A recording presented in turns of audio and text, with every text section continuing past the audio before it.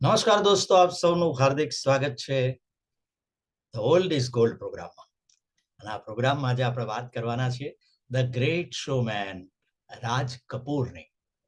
હિન્દી ફિલ્મો પર જે પરિવારનું સતત વર્ચસ્વ રહ્યું તે કપૂર ખાનદાનના મુખિયા એટલે રાજ કપૂર. 2 જૂન 1988 ના રોજ તેમનું નિધન થયું અને 14મી ડિસેમ્બર 1924 ના રોજ પેશાવરમાં રણબીર રાજ કપૂરના નામથી તેઓ જન્મ લીધો અને એક વિચક્ષણ કલાકાર હતા. ભારતીય સિનેમામાં રાજ કપૂરને સૌથી મહાન અને સૌથી અસરકારક ફિલ્મકારોમાંના એક રૂપે નવાજવામાં આવે છે. રાજ સાહેબનું ખૂબ સન્માન થયું છે અને તેમને 3 નેશનલ એવોર્ડ અને 11 વાર ફિલ્મફેર એવોર્ડ્સ મળ્યા છે. ફિલ્મફેર દ્વારા અપાતો લાઈફ ટાઈમ એચિવમેન્ટ એવોર્ડ રાજ કપૂરના નામે બીજા લોકોને અપાય છે. આ તેમની મહાનતાનું રેકગ્નેશન છે. કેન્સ ફિલ્મ ફેસ્ટિવલના પામ ડી ઓર ગ્રાન્ડ પ્રાઇઝને માટે રાજ કપૂરને આવારા અને બૂટ પોલિશ એમ 2 ફિલ્મોને માટે નામાંકન મળ્યું હતું. ટાઈમ મેગેઝિન દ્વારા રાજ કપૂરના આવારાના અભિનયને સર્વકાલીન ટોચના અભિનયના 10 અભિનયમાં સ્થાન અપાયું છે. રાજ કપૂરનું પ્રેક્ષકગણ આખી દુનિયામાં, ખાસ કરીને એશિયા અને યુરોપમાં હતું. ભારતીય ફિલ્મોના ક્લાર્ક ગેબલ રૂપે હોલિવૂડ તેમને ઓળખે છે. ભારત સરકારે રાજ કપૂરને 1971માં પદ્મભૂષણ અને 1987માં દાદા સાહેબ ફાળકે પુરસ્કારથી નવાજ્યા હતા. મજાની વાત એ છે કે ભારતીય ફિલ્મોમાં જેમણે મોખરાનું સ્થાન ધરાવ્યું એવા રાજ કપૂર અને દિલીપ કુમાર બંને પેશાવરના કિસ્સા ખાવની નામના બજારના વિસ્તારમાંથી આવ્યા હતા. યાને એક જ ગલીના બંને છેડા ઉપર આ 2 પરિવારો વસતા હતા. વળી બંનેની જન્મ તારીખ પણ અનુક્રમે 14 ડિસેમ્બર 1924 અને 11મી ડિસેમ્બર 1922 એવી નજીકની હતી. આજે તે પુખ્તુનવા પાકિસ્તાન ગણાય છે. રાજ પંજાબી હિન્દુ પરિવારમાં પૃથ્વીરાજ કપૂર અને રામસરણી દેવીને ત્યાં 6 સંતાનોમાં સૌથી મોટા હતા. તેમના ભાઈઓ આપણે ઓળખીએ છીએ શમ્મી કપૂર અને શશી કપૂર મહાન અભિનેતાઓ હતા. શશી કપૂરને પણ આ જ પ્રકારનો દાદા સાહેબ ફાળકે એવોર્ડથી સન્માનિત કરાયા હતા. તે જ રીતે પૃથ્વીરાજ કપૂરને પણ સન્માનિત કરાયા હતા. યાને એક જ કપૂર પરિવારમાં એક પિતા અને 2 સંતાનોને દેશનું આ ટોચનું સ્થાન મળ્યું હોય એવો આ એક માત્ર કિસ્સો છે. 30ના દાયકામાં રાજ કપૂર દહેરાદૂનની સ્કૂલમાં ભણ્યા. ઇન્કિલાબ ફિલ્મમાં 12 વર્ષની ઉંમરે તેમણે પહેલીવાર કેમેરાની સામે અભિનય કર્યો અને ત્યારબાદ 1947માં તેઓ મધુબાલા સાથે નીલ કમલ નામની ફિલ્મમાં હીરો બન્યા. 24 વર્ષની ઉંમરે 1948માં તેમણે પોતાની આરકે ફિલ્મ્સ નામની સંસ્થાની શરૂઆત કરી અને તેમના સમયના સૌથી યુવાન દિગ્દર્શક તેઓ બન્યા. તેમણે નરગીસ, કામિની કૌશલ અને પ્રેમનાથની સાથે આગ બનાવી. દિલીપ કુમાર અને નરગીસની સાથે મહેબૂબ ખાન સાહેબની અંદાઝમાં રાજ કપૂરની અભિનેતા તરીકેની પહેલી સફળતા હતી.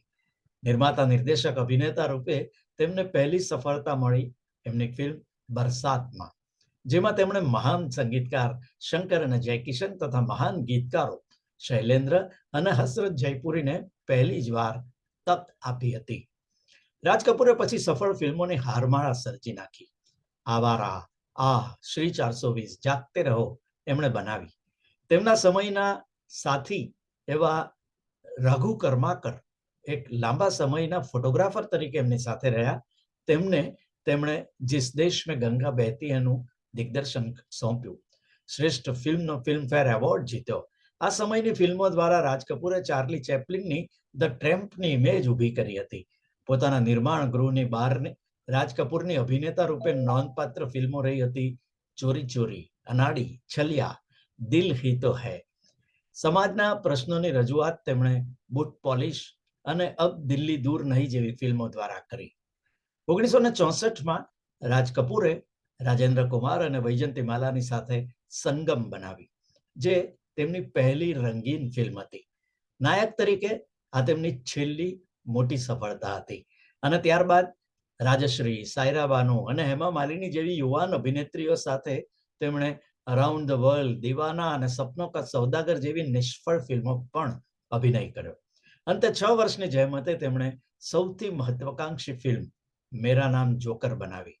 કમનસીબે એ પણ નિષ્ફળ ગઈ અને તેનાથી રાજ અને તેમનું પરિવાર દેવામાં ડૂબી ગયા.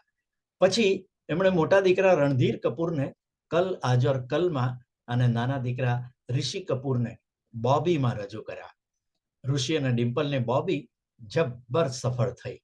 નવી પેઢીનો એ પહેલો રોમાંસ હતો અને રણધીર નિર્દેશિત ધરમ કરમમાં રાજ કપૂરે ચરિત્ર અભિનેતા પણ પોતાનું કામ કરીને એ પણ હુનર બતાવ્યો.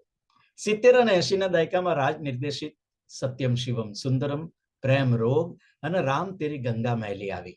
રાજ તેમના નિધન પહેલા ઋષિની સાથે પાકિસ્તાનની અભિનેત્રી ઝેબાની હિનાનું નિર્દેશન કરતા હતા.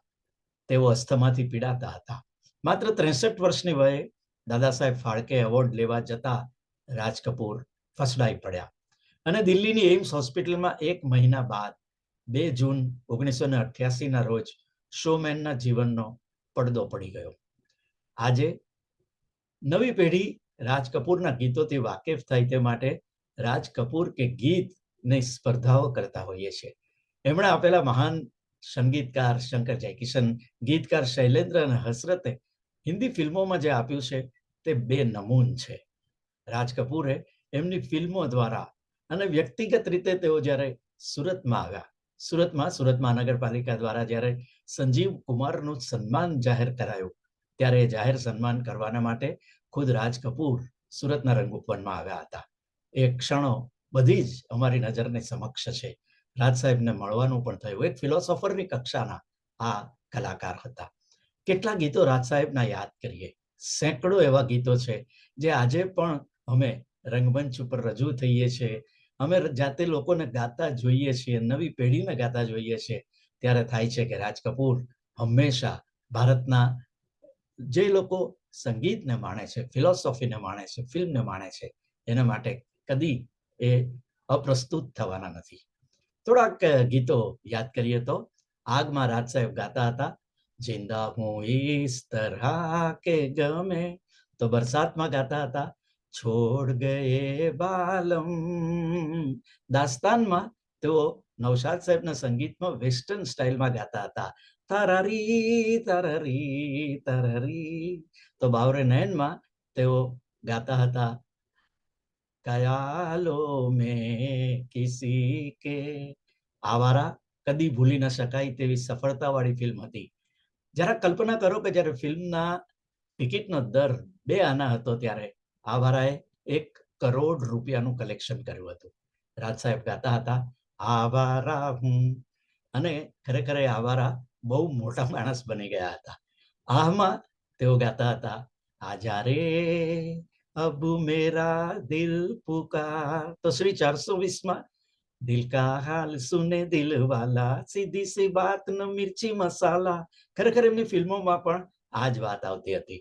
ચોરી ચોરીમાં તેઓ ગાતા હતા આજા સનમ મધુર ચાંદની મેં હમ. તો વોર એન્ડ પીસ જેવી એકદમ ગંભીર પ્રકારની નવલકથાઓ પર આધારિત ફિલ્મોમાં પણ તેમણે કામ કર્યું.